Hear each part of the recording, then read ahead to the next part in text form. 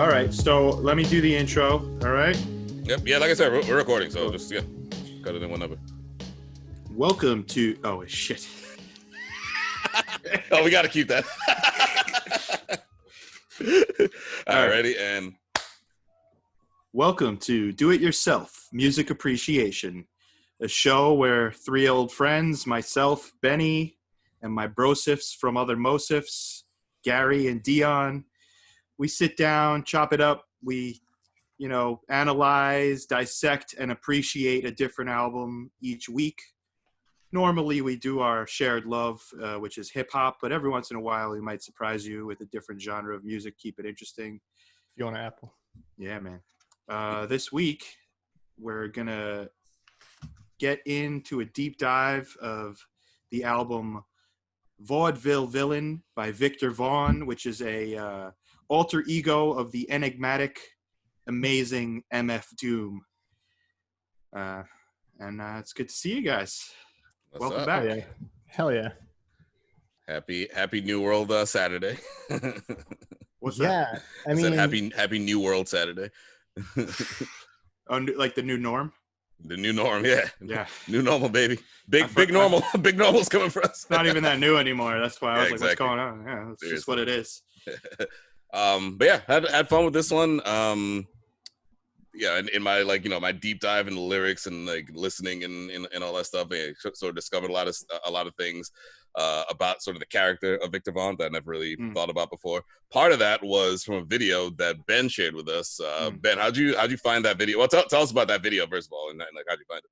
So I think it's important, and we should start doing this, is that we talk about Viktor Vaughn is like a side project for the rapper MFDOOM, and MFDOOM is just he's the main character in the show of Daniel Dumoulin. I looked it up, by the way. I wasn't sure if it's Daniel Dumile.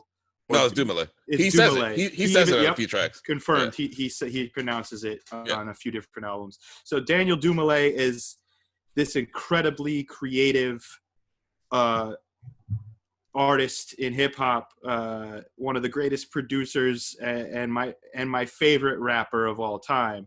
He's got his start in the early 90s with the rap collective KMD, more of a rap group than a collective actually, with his brother Sub Rock and another guy named Onyx. They released one album to a degree of success. It was a pretty big album when it was released, called Mr. Hood. I believe it came out in 91, and it was in line with the conscious era, the Brand Nubians, the Jungle Brothers, Tribe Called Quest. It was of that realm. It was a little more humor, and you could say that it almost began Doom's process of weaving in vocal tapestries, or doing mixes with samples of old records, trying to tell a story within the album. It started right there from his first album, and KMD came and went. His brother passed away during the end of the recording of their second album, which got shelved. There was some drama there, and Daniel Dumoulin, who went by the name of Zev Love X at the time, disappeared after the second album, which eventually was released by KMD, called Black Bastards, got shelved. It's a good album too. Great really album. Good album. Became an underground classic, the bootleg, actually. Before it ever got released, it was bootlegged and everyone loved it. He kind of disappeared and then resurfaced as a mystery. In 97, he started releasing singles without any pictures or any, under the name, the moniker MFDOOM, which MF can be referred to either Metal Fingers or Metal Face. And this Metal Face Doom.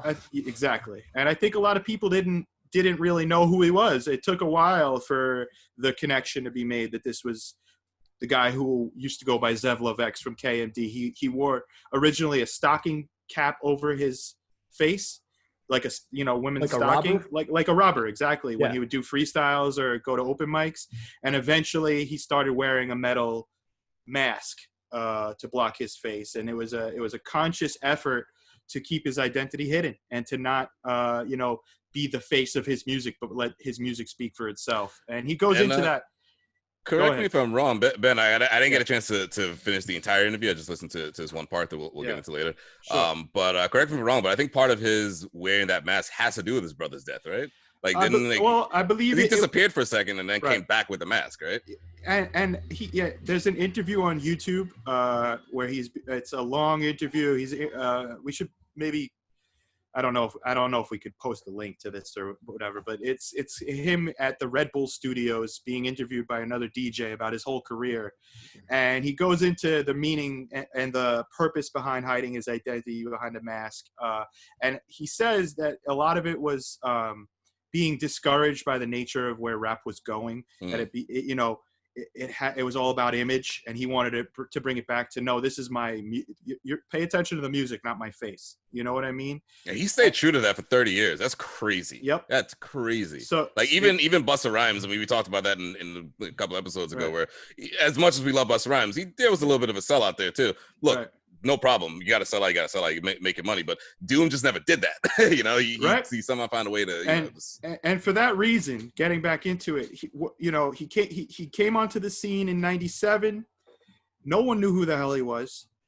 And his music spoke for itself. By the time 1999, his first album under the name MFDOOM was released, which consisted of those original singles plus some more.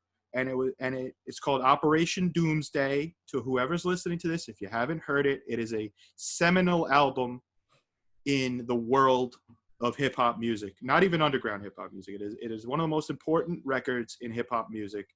Does that mean that it impregnates a whale? It's a different definition of seminal. All right. I mean, you're not wrong. We don't know that it can impregnate a whale. We don't know. And maybe it impregnated the minds of impressionable MCs coming up. So for sure, definitely us. And yeah, absolutely. At any rate, he changed the world under MFDOOM. He became the poster child and the hero. He advertises himself as the villain, and he stays true to that. But he is the champion and the hero of backpack rap, of underground rap, of rap that's more focused on content, lyricism, and creativity.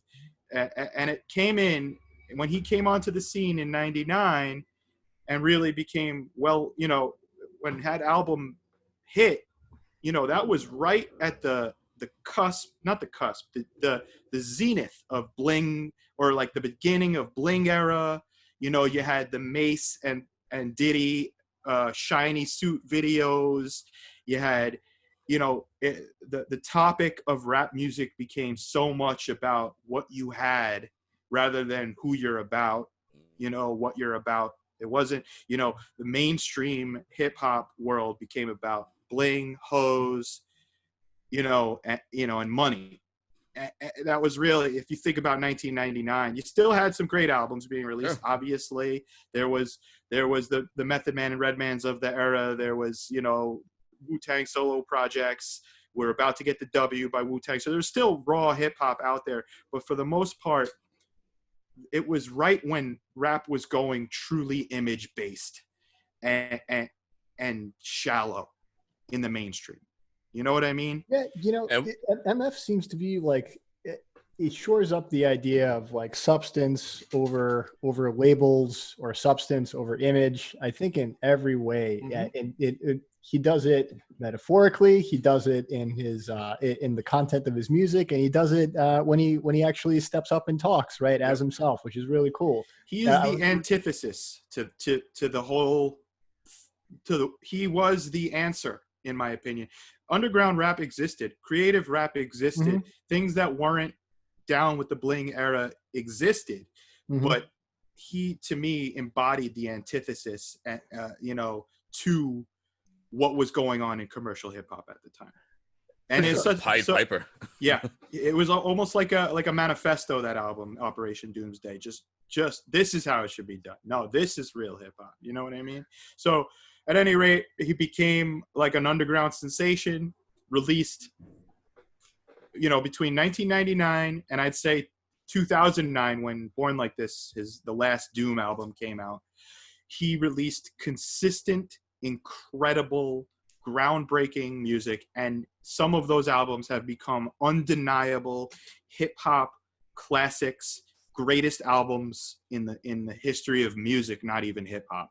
That's who we're dealing with right now. Daniel Dumoulin, my favorite rapper ever, hands down. So I'm sorry that there was a lengthy intro, but when we're talking Viktor Vaughn, we're talking about Doom, but Doom is just one of his characters, and Viktor Vaughn is a side project, but another character he created. And as Dion referred to, there's an interview where he explains he's got three entities in his current hip hop creative mind. That's MFDOOM, who's the main show, Viktor Vaughn, and King Ghidorah.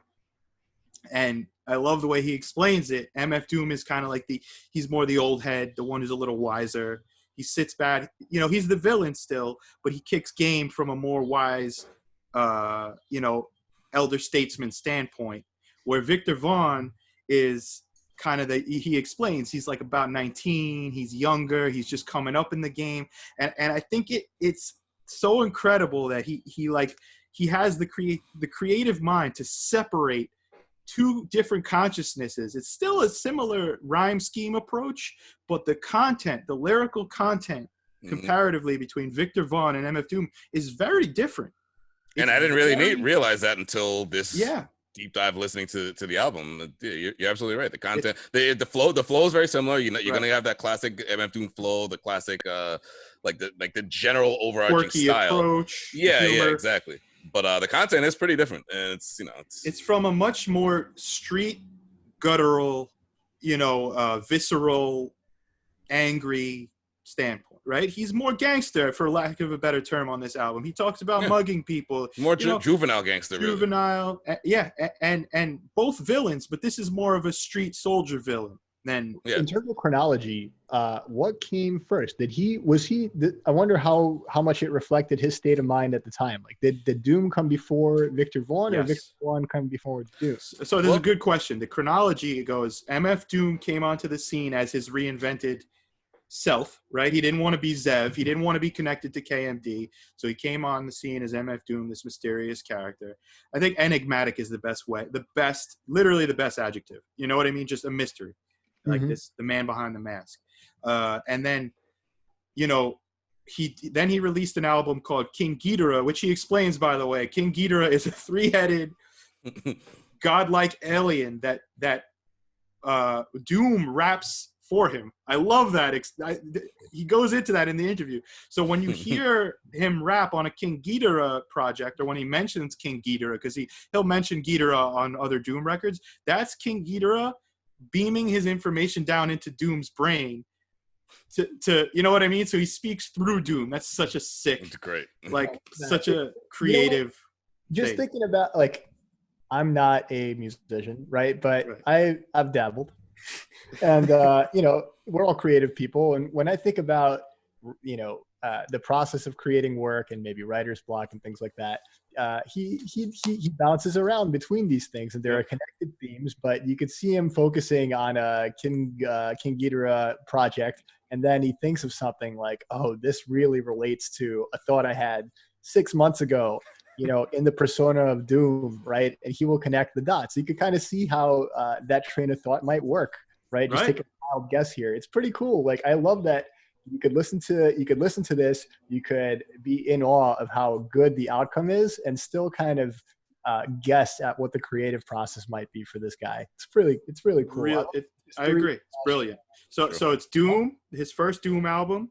Then he released a King Ghidorah album, which was it was more of him on production. He only raps on, I think, 3 songs on that album, and the rest is his boys, the people he was collaborating with at the time, got a lot of features on it. And then came Viktor Vaughn, I believe, in 2003.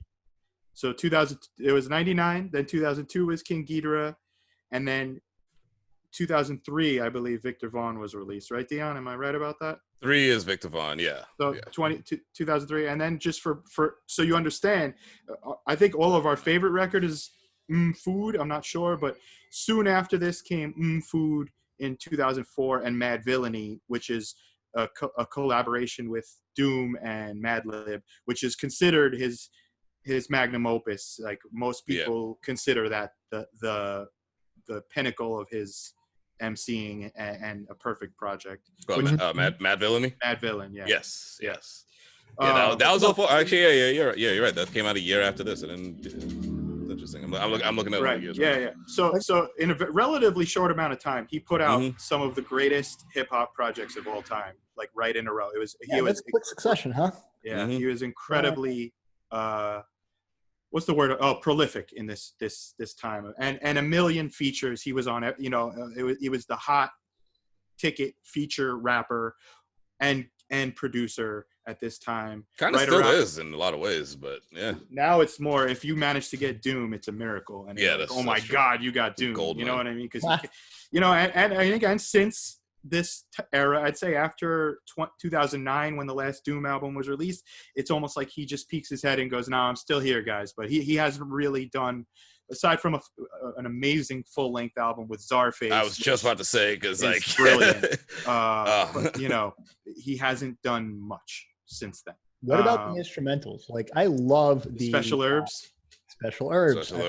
So good. Yeah, he was wise enough to release his whole discography of instrumentals, as an instrumental series, because he's one of the greatest hip hop producers ever.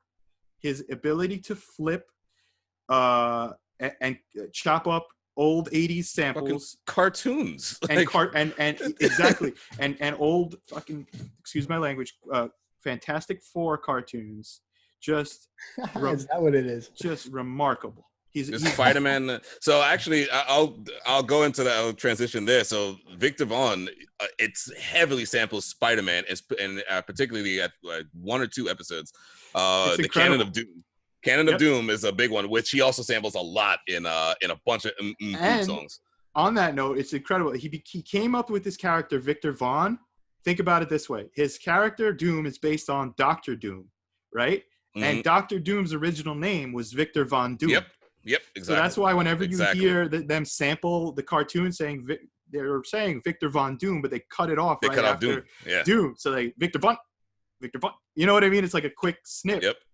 Which is so genius. And then, of course, the other part of that is Doom, which is also fucking Doom. It's brilliant. It's fucking brilliant. It really is. It just levels. Yep. And so this is the first album, Viktor Vaughn, the first Doom project that consists entirely of no Doom production. Every beat, except for the song Saliva, which I believe is a standout song on this album, is by Saliva's RJD2, which I didn't realize until I listened to this. RJD2 is great. I did not know that he had anything to do with this album. That's amazing. So good. It's really it's I think that's the best track on the album.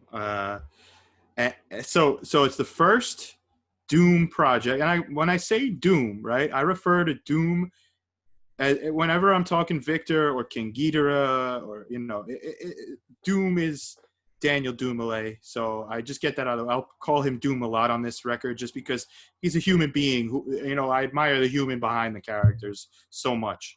And so this is the first record he did, or the first project he did, where he is not producing the beats, and you could tell it is a distinctly unique and different sound than Operation Doomsday, than Food, and then Born Like This, because every track is made. So except for the RJ22 track that we're listening to right now, everything is either produced by Heat Sensor, Max Bill, or King Honey, and they're not very well known producers. They're part of the label that this was released on. They all, that this record was released on, and they do a great job. But it's a much darker,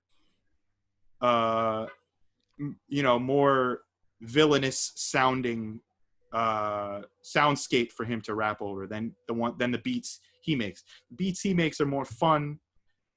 Like you said, cartoon samples, and 80s bouncy, R&B, jazz samples. Whereas this is a much more almost Wu-Tang inspired vibe. So good. Another great transition. Thank you. Wow. Alley-oop. Lick Upon, which is a great song. Great song. And it's funny because you see the track listing over the years. I guess I never really paid attention. I always thought they were saying liquor porn. I was like, oh yeah, liquor porn, yeah. But that's neither here nor there. That samples "Walk On By" Isaac Hayes, which was more famously sampled by Wu-Tang on "I Can't Go to Sleep." Which remember that's sure. on the W on the W. Great. Exactly. And the song itself, I mean, I don't know if they're going this deep, but the actual Isaac Hayes song is called "Walk On By" because it's like his girl that just broke up with him. And he's basically telling her, it's like, yeah, like, you know, you broke my heart. If you see me across the street, just walk on by. Don't even come try to console me. Just walk on by. You know, it's kind of depressing, you know, and human and depressing. And it fits more for the "I Can't Go to Sleep" because that's also kind of a depressing Wu-Tang song, kind of like Tears. Very. Lick Upon doesn't have that same feel, but what he does is he flips that sort of sad, you know, or not him, but whoever's producing this one, he sent to produce this one, and takes it and kind of flips it and makes it a little bit more fun. Still has that like sort of dark villainous feel, but is this so good. That Asian accent he just did? Is that the? I don't know if this is the same song. On one of the songs on this record, he's having an exchange with a guy from a Chinese restaurant. It's not this song, right? No. I know what you're talking about. Duck sauce, soy sauce, and this ain't no Burger King, so you don't get no toy, boss. You don't get no toy, boss. That's late. I think it's later on in the album. I know what you're talking about. So Gary, was this a New York? Was this a New York feel that we're listening to? Yes. Well, it is funny you mention that because at the very end, if you guys notice it, let me skip to the literally the last. Clearly, I didn't. Seconds of the song. The fucking F train. You know what I'm saying? Yeah. He literally ends the song with just like I'm not saying it's rocket science. Well, the beat is also or anything, but like, kind it's of. Nice to hear. The beat is a very New York kind of beat. I think Biggie used the similar. Right? Yeah. Yes. A similar sample and a Biggie record. I think on "Give Me the Loot." It's "Give Me the Loot," right? Yeah, it's "Give Me the Loot." Yeah, exactly. I don't know if it's the same I caught that before Dion. Amazing. Oh. Yeah. Now, Gary, I know, like, so you guys know this is my guy. This is like, in my opinion, I'm someone who could separate the greatest from my favorite, and I'm gonna call him my favorite MC ever. Even though I think there are people who, in terms of rappers, like might take higher on the list of greatest of all time. He's my favorite. He's the one I go back to. He's the one who inspires me the most. He's my favorite MC ever. I wanted to know, and I know Dion has heard this a million times. I wanted to know your thoughts because you're kind of you went in new on this one. Yep. So I wanted to know what I know you're familiar with Food. Yep. And a few other records of his, but I'm a basic bitch when it comes to this, and it was interesting to me to listen to this. I've never heard the Viktor Vaughn persona, or I mean, maybe I did, but didn't notice. I'm like, oh, cool, Doom, right? Because I recognize the voice and I recognize the style and the cadence. Right. But it was cool. It was cool to listen to it the first time around. The way I listen to music is I'll bump my head the first time around. I'll nod my head. I'll enjoy it. I'll drive to it. And then, on the third listen, I'll get into the lyrics, and especially if there are, I think that the way that, I'm going to say Doom also, the way that the lyrics are structured here and the way that he tends to make music, from what I noticed, is the thoughts are, the cohesive concepts are about 2 sentences or 3 sentences long. And there will be just, it's a short poem, and it's one thought from start to finish. And maybe there'll be something hilarious in there. But I love that the themes that he chooses to use are themes of, villainy, low-level street, violence and hustling and food, right? Like, I love that. Yes. I think that harkens back to our boy Rashid. I think it always harkens back to we know the original guy who wrote a whole album about food. We went to school with him. Right. What up, Rashid? It made me fall in love with the genre a little bit more, right? Like, this to me is this guy's work is the backbone of the genre to me, right? To be able to create music on this theme when everybody else is just using a different theme. The theme is just a vehicle for creating lyrics and rapping over beats and to put out this music. And most people use a different theme, right? There's a generic theme that's out there that, we heard, come into vogue at the end of the, late 90s and is still in vogue, right? Which is, wealth and etc. And violence, but he's doing it from a slightly different angle. Like you could, my hypothesis is that he's just like, I love this art form and this is the theme I'm going to use. And it's a theme that I personally find to be, to bring out humor and to bring out creativity. And shit, man, I found it really enjoying to listen to this album. And nice. And I was hoping for that, man. I'm glad you did. Thank you for this recommendation. For it was sure, a cool man. experience. I'm going to keep listening to it. I feel like I only scratched the surface just because of the way I listen to music, man. I get into it slowly. In my opinion, this is the artist that, like, of all artists, the Doom rabbit hole is so easy to fall into because of the, like, how I'm an album guy, right? If someone has like a dope single, but the rest of the album sucks, I'm going to fall out of appreciation pretty quick. And his projects are so incredibly listenable to from start to finish. And his lyrics paint I'm a very visual listener. So if I'm not hearing something that's painting a picture in my head, I'd probably lose interest after a few listens also. And this album in particular paints such a dark New York City, almost like New York City in the 70s, or you know what I mean? Like a different New York than we currently live in. Burning kind of thing that we've heard about but haven't experienced. Yeah. I told Ben I've been watching The Deuce recently. Gary, I don't know if you ever watched that show. If you haven't, it's great.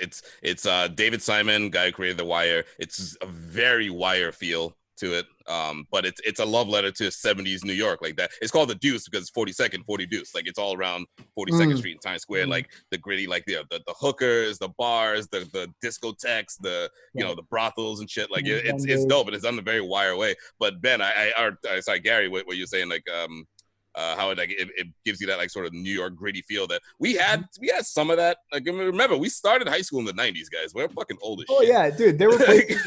Man, it's funny. I was reading the book by RZA, the Tao Wu, right? And nice. Unrelated to this, but kind of describes that New York a little bit. And he describes neighborhoods that I'm like, I know that place, right? He's talking about neighborhoods that if you go to, you're not coming back with your sneakers, right? Like, I know that neighborhood. Totally. Gary, right? You grew up in one of those neighborhoods. Yeah, seriously. The thing is, I looked, after I got into the meat of this book, I looked up the neighborhoods that he was talking about, and 15-minute bicycle ride from where I grew up as a child. Yeah, you're gonna be walking back. Yeah, exactly. No, man, let me see your bicycle. Let me see your roller skates. It's my favorite. Yeah, let me borrow your roller skates real quick. I got those on my feet, man. I fucking love New York.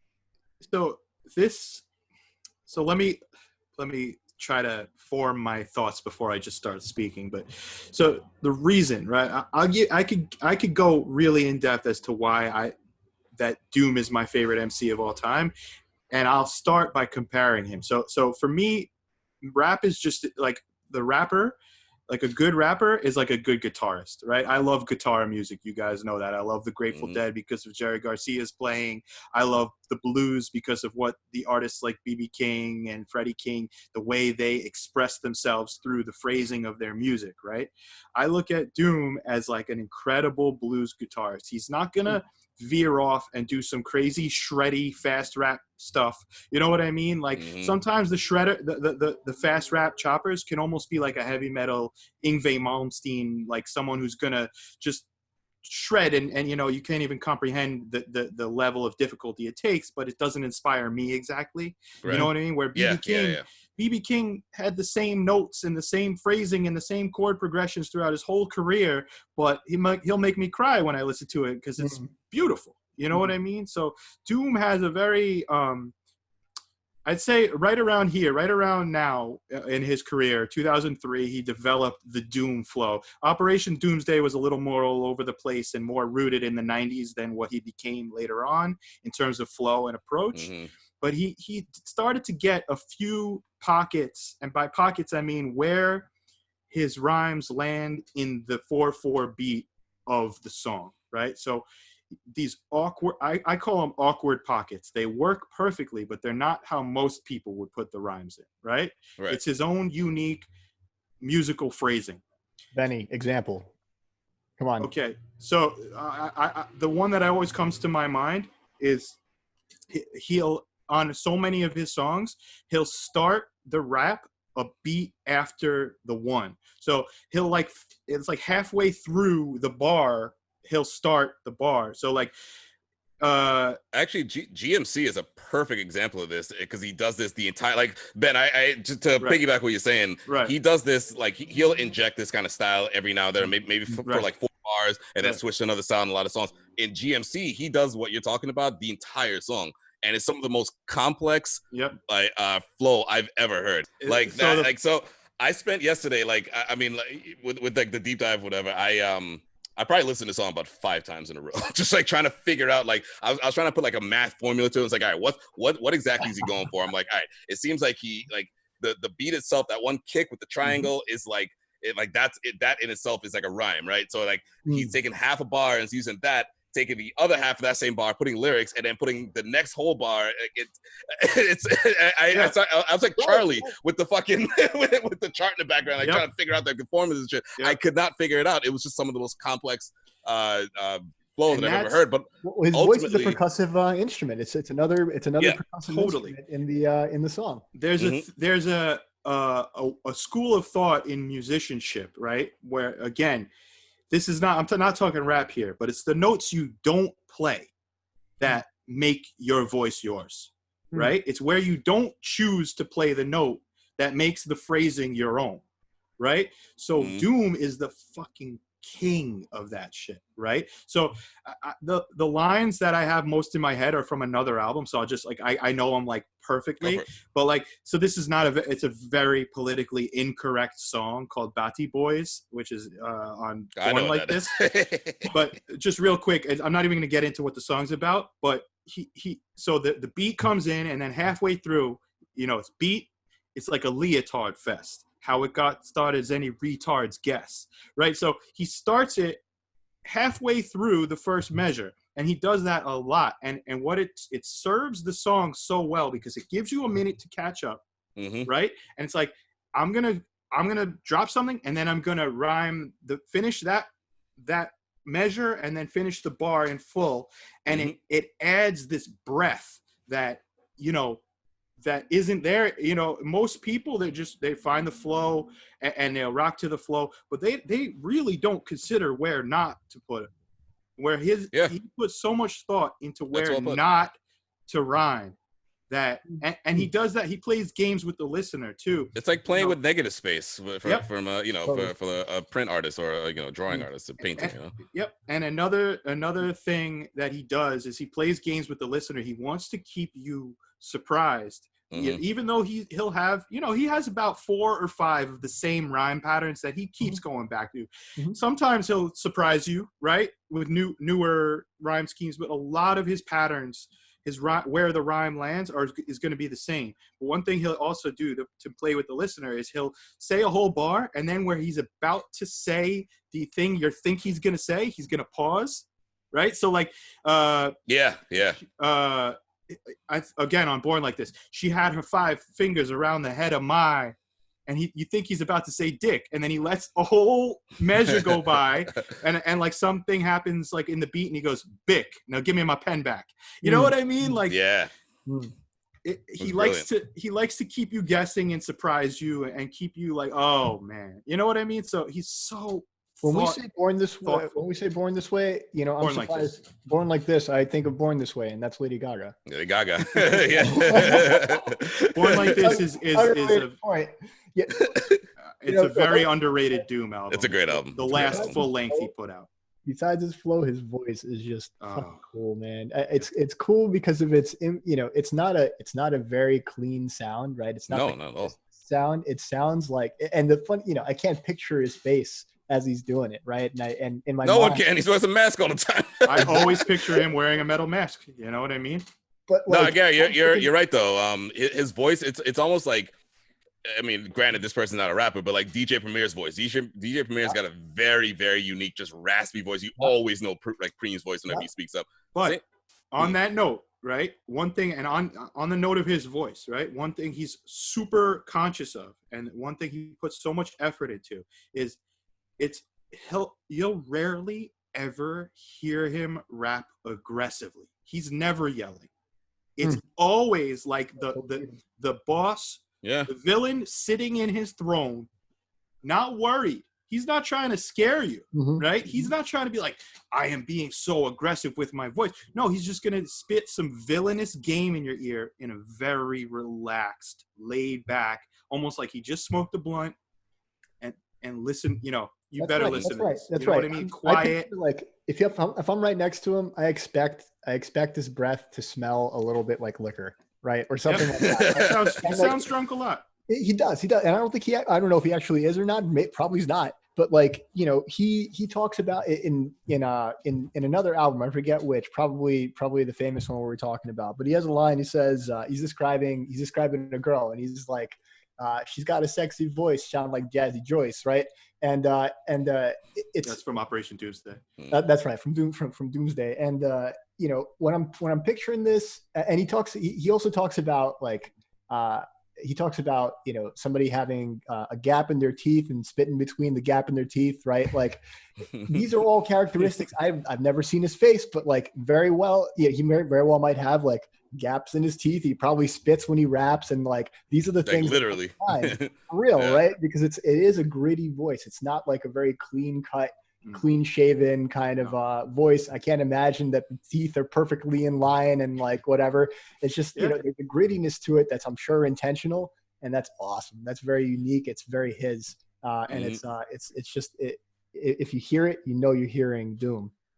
And interestingly enough, the only time you ever really get to see his adult face is in a Viktor Vaughn video. Briefly, he takes off like the shit. He comes out from the shadows. You see Daniel Dumoulint's face, which you'll never see his face like ever before or since the Zevlov X era.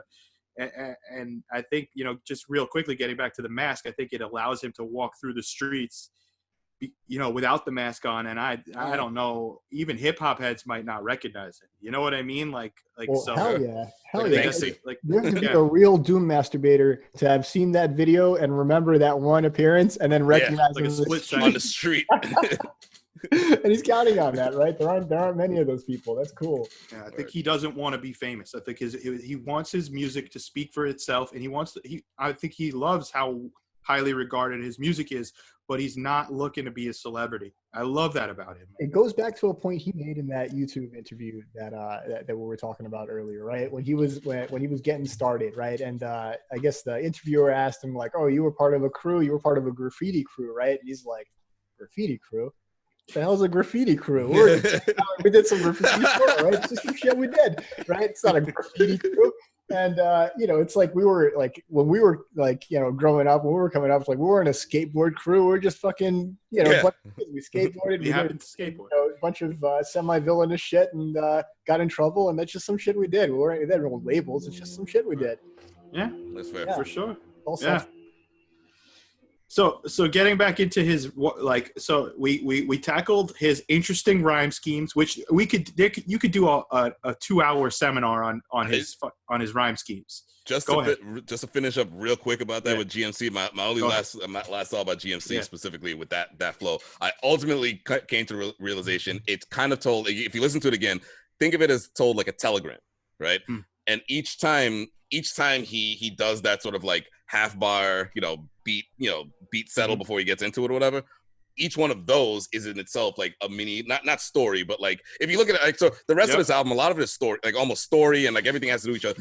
More than his other projects. This is more stories than his other projects, for sure. Exactly. Yeah. But on GMC, it is very like, all right, these two bars are like isolated. Then the next two bars have nothing to do with that, and they're isolated, just showing like his like skill. But there's a few times in GMC where he doesn't do that pattern, and we just heard part of it when I played it, where he goes into like 6 bars of not doing that and just going into it. That's its own story. Then he does the pause. Then he does like two more bars. That's his own thing. And then he does the pause. So if you think of those pauses as telegram, like, telegram beeps, like between each line, listen to it again. That's ultimately what I came up with. That's, I think, what GMC. It took me like 4 or 5 listens of just like sitting there like trying to figure out like what the hell is he doing? Like what is this genius? What is this? And I think that I agree, man. And I love that way to look at it, man. I agree with that. And I heard him.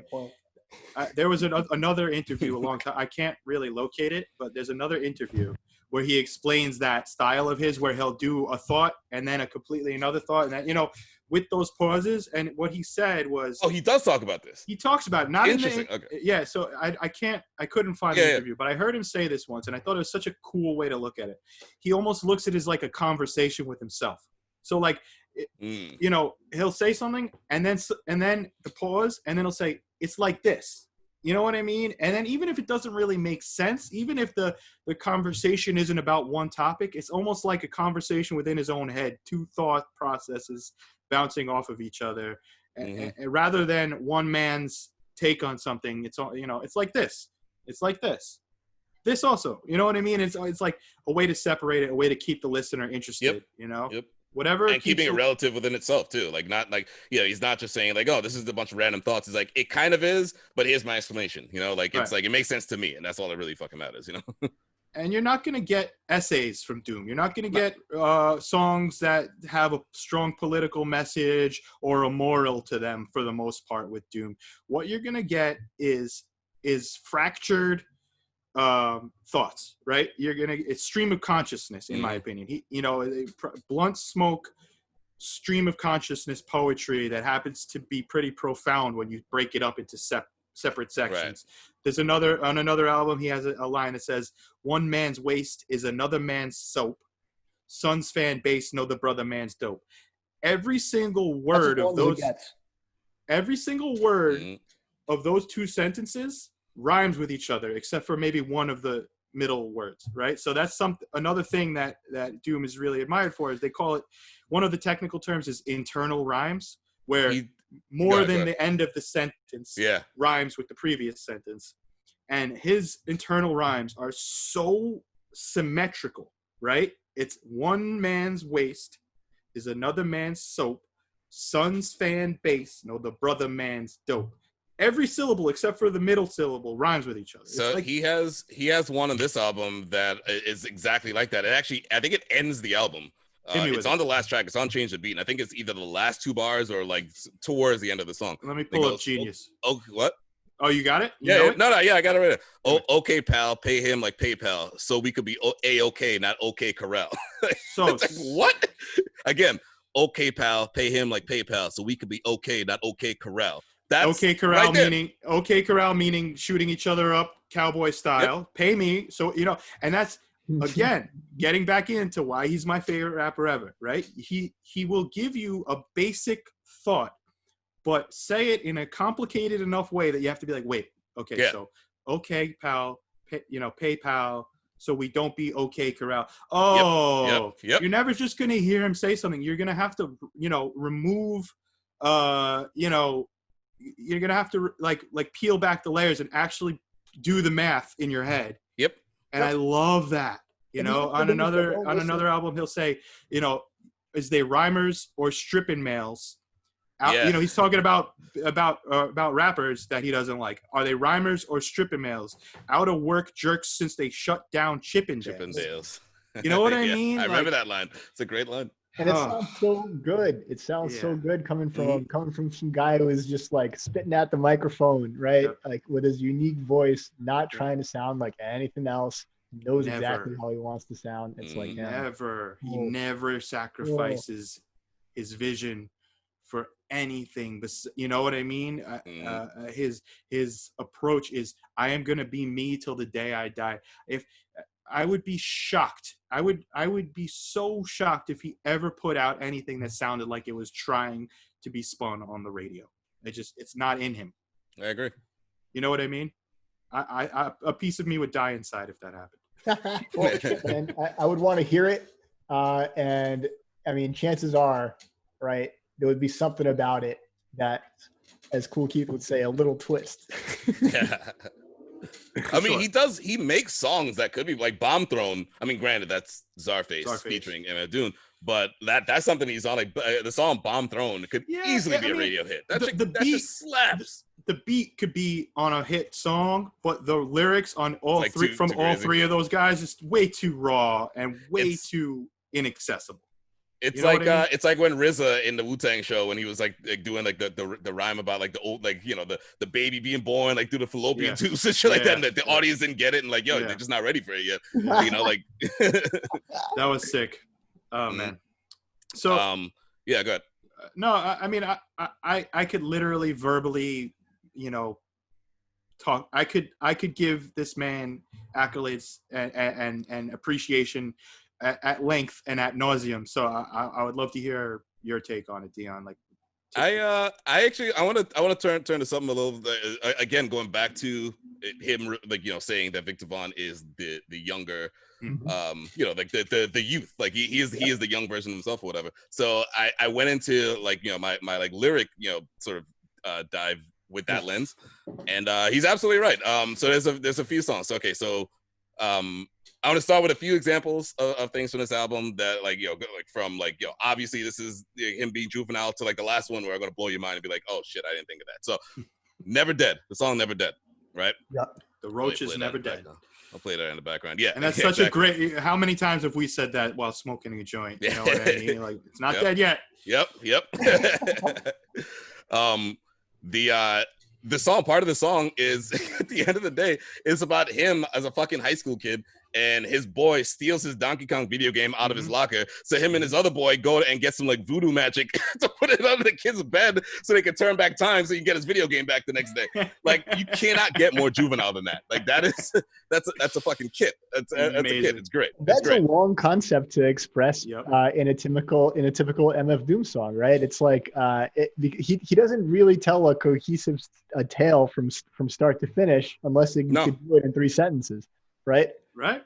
And I think on Modern Day Mugging, he also does something very similar, where he uses a time travel device to mug people. Have you noticed that? Yeah, because he says something about a flux capacitor. He's like, how do I fix this flux capacitor? Yeah, and he's like, and he goes circa 19971. Like he like names the date and time that he goes back to rob someone, and then go back to the present.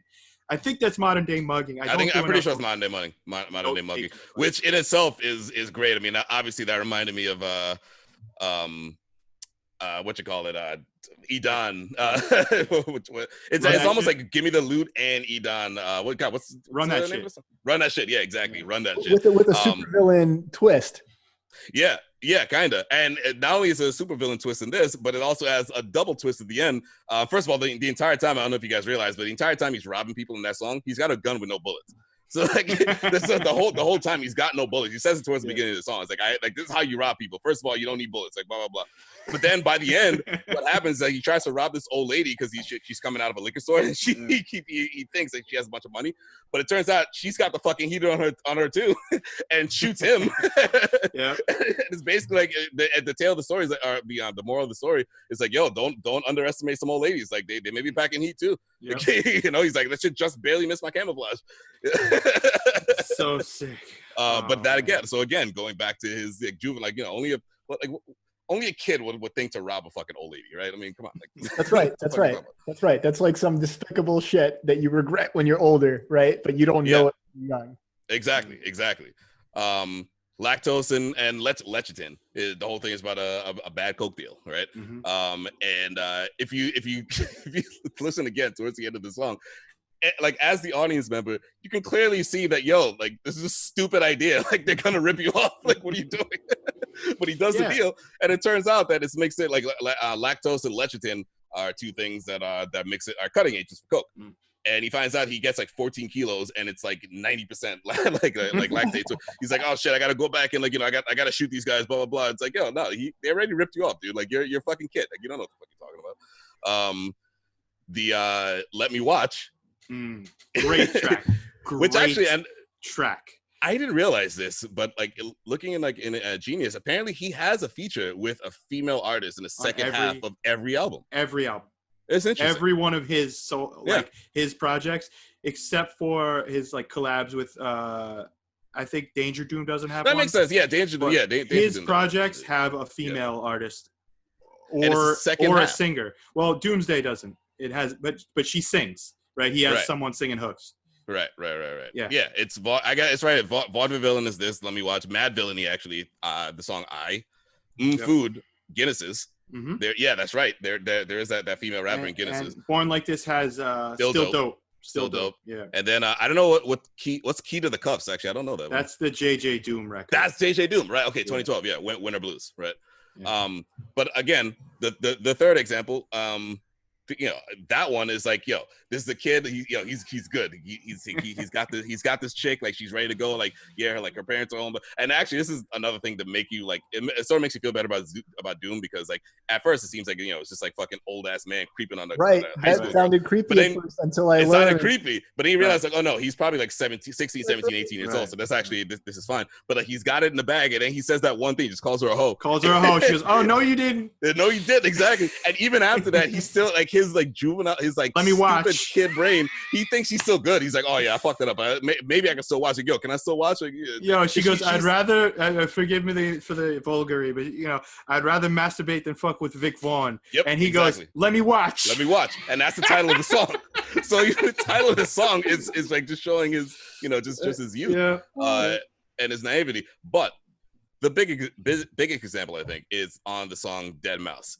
Okay. The reason is, so it starts off with him being a little bit difficult, and it's him saying, he's waiting. Like, let me pull up the lyrics real quick, and I'll show you what I mean.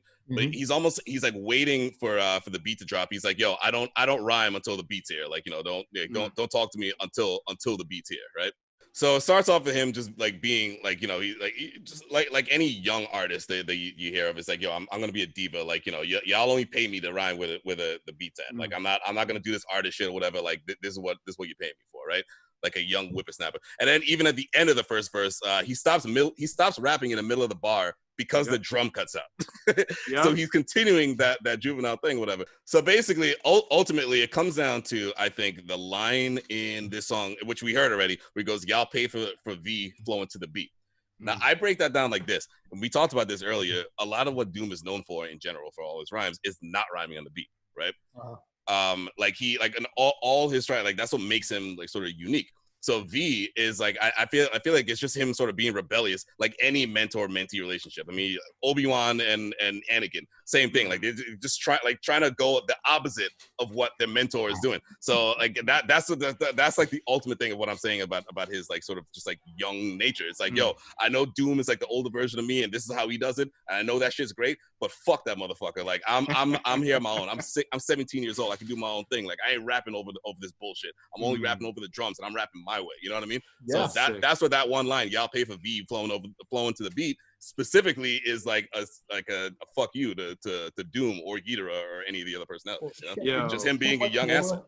It means so much more knowing that he released this album after the famous Doom album, the most famous Doom album, right? Like this is it's an interesting he's reflecting, right? And it's very effective because he has had a lot of experience and success and etc. And he's made a lot of characters, right? He decides to go back to something that I think, I mean, without listening to the album, sounds like maybe a mundane, maybe less interesting topic, right? Who wants to hear about a juvenile, right? What kind of interesting shit are they getting into, right? But it is a really cool reflection. That's the cool part about it. He's reflecting. Yeah, and I think that in general, from a much broader perspective on like his approach to music is, he does this in a way that this sounds authentic, right? This whole album, if Viktor Vaughn was just one album and MFDOOM didn't exist, people would still be like, yo, what is this? This is incredible, right? If this was his only character and he only released Viktor Vaughn albums, we'd still be sweating him, right? So absolutely, I think like he gets to paint pictures in such broad, different strokes on different colors because of this decision to have separate characters. And it's not the way, the king of alter egos is Kool Keith. He's got like 40 and a lot of it is quite frankly, I love Kool Keith. A lot of it is unlistenable or like, hard to get into and really rock to. Yeah. Doom has you don't have that problem with them.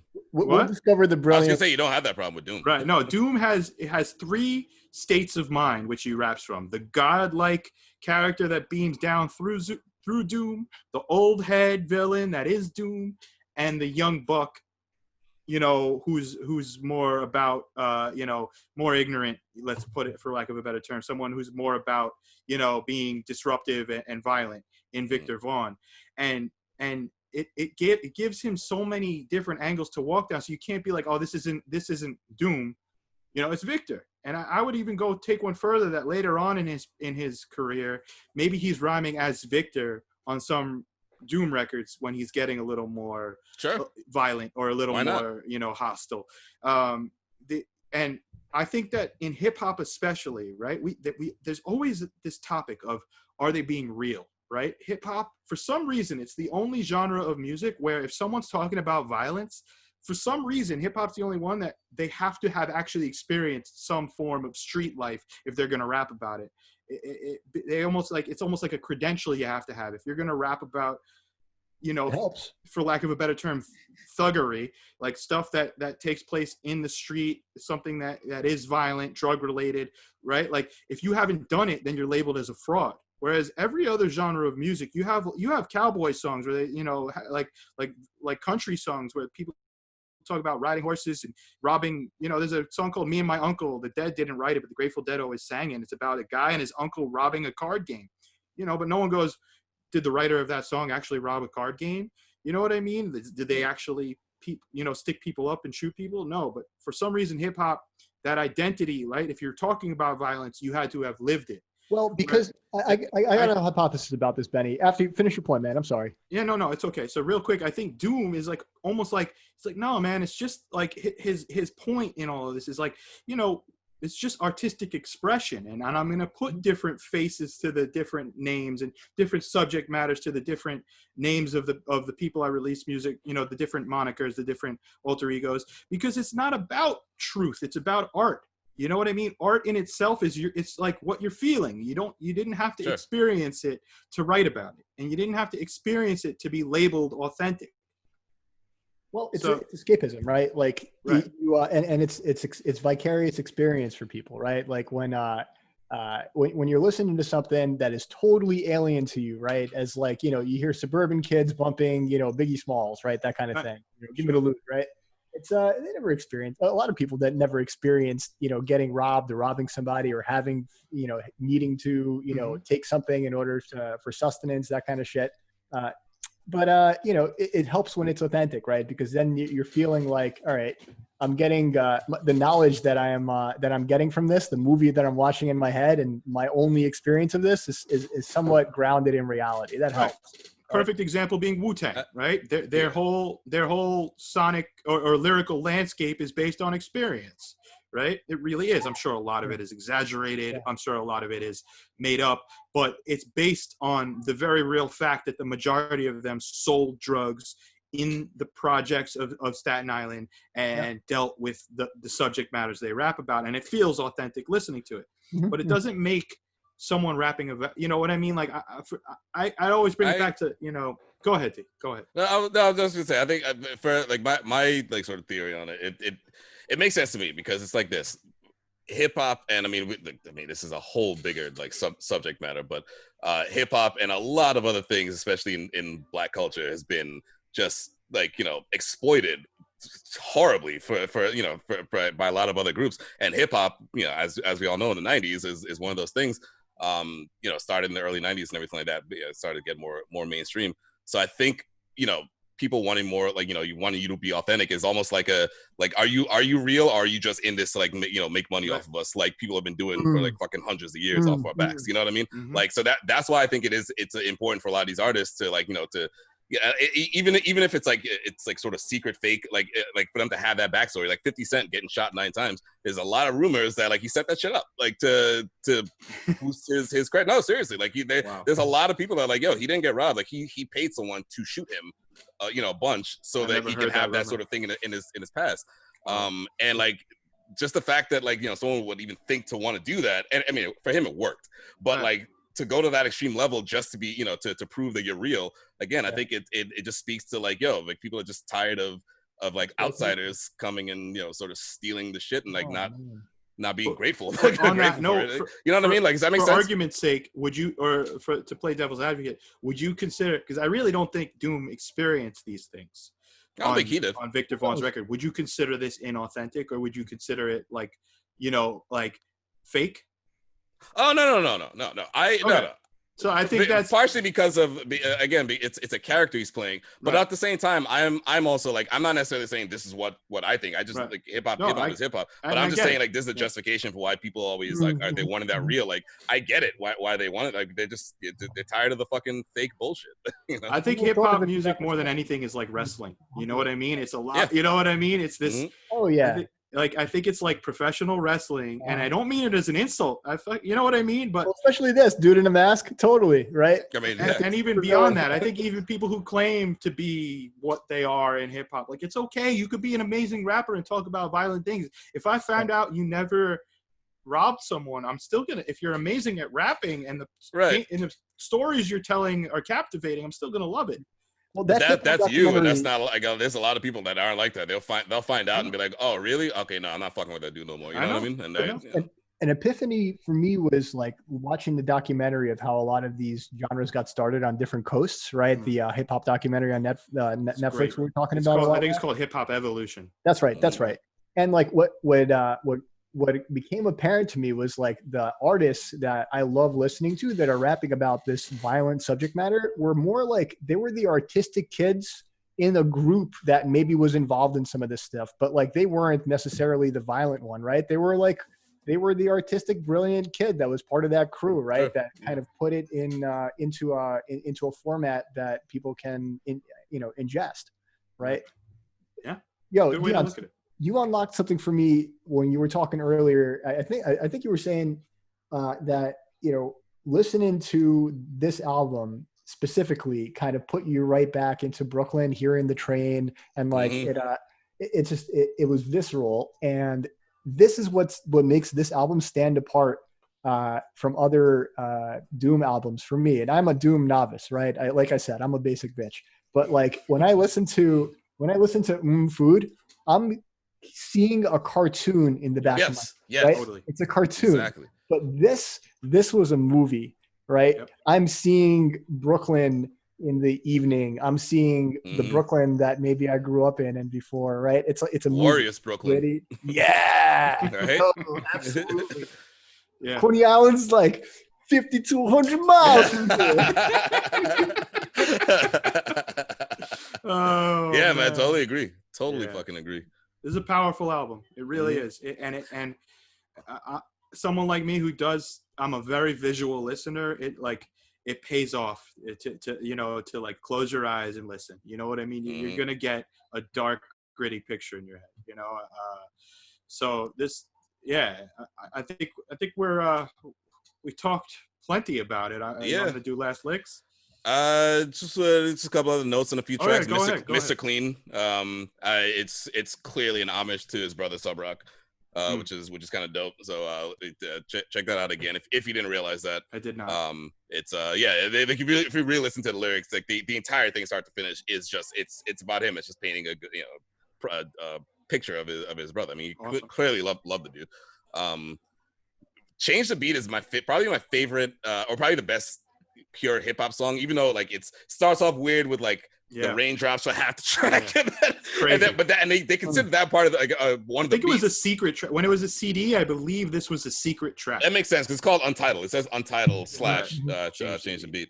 And it made me think because again, I think this is the best tribute to hip hop on this album, and I think we've encountered at least one of these songs in each of the weeks we've done this so far.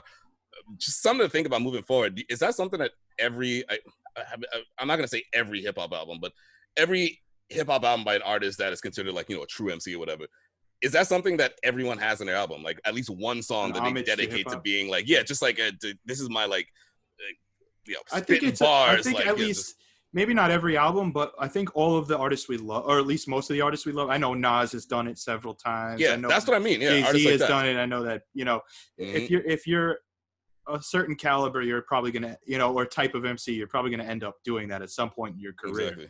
the Roots do it on each one of their albums. It was just something I thought about. I was like, because we're doing these deep dives, I've realized that the last few weeks, at least one track on all these albums have had like that song that I brought up. I'm like, this is the best pure album.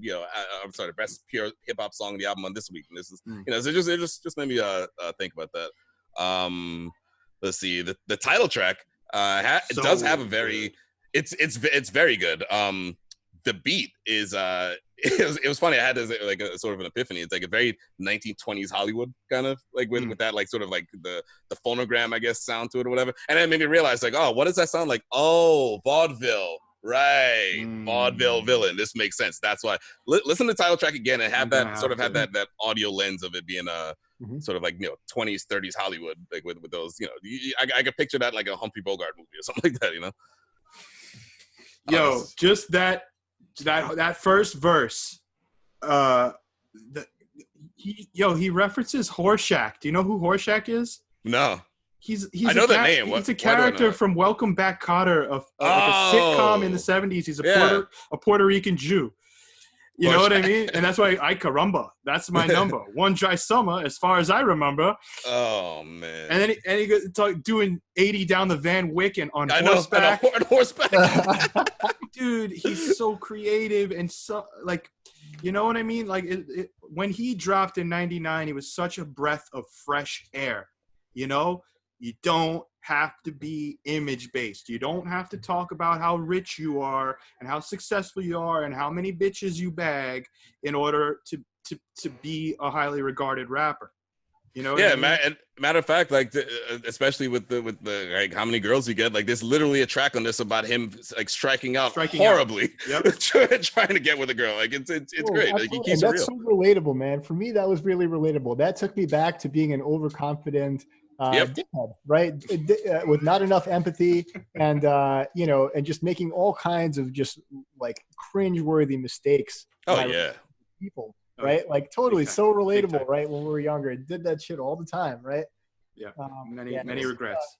This is the like when we're thinking of, if I think about food and I think about hip hop, right? Like this is not the junk food. This is the shit that keeps you alive. This is kale, yo. Yeah, that's very well put, Gary. That's very well put. I like that.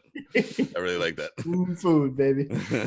So real quick to take it out, like my for me, this listening to this album this week did for me what listening to any Doom project always does, which was it sparked me on my Doom binge, which now I'm going to have to see through. I usually will put something on, get super psyched on it, and then I have to go back to the first album, right? Because I have a very obsessive mind and a compulsive listening. So I'll have to now listen to Operation Doomsday all the way through chronologically till I get to JJ Doom, which I usually don't bump. Sorry, I don't love that album. But, I always end up doing this when I listen to MFDOOM. He's like the Dead for me. When I listen to the Grateful Dead, one song, I have to go and I fall into a rabbit hole. I'll listen to 5 shows over the week and I'll get obsessed. I get so obsessed with MFDOOM and all of his characters and all of his projects. And I get so inspired by him. He's the one, I'm someone who at one point in my life, I tried to write rhymes. I was never that great at it. Some of them were kind of cool, I guess. We recorded them.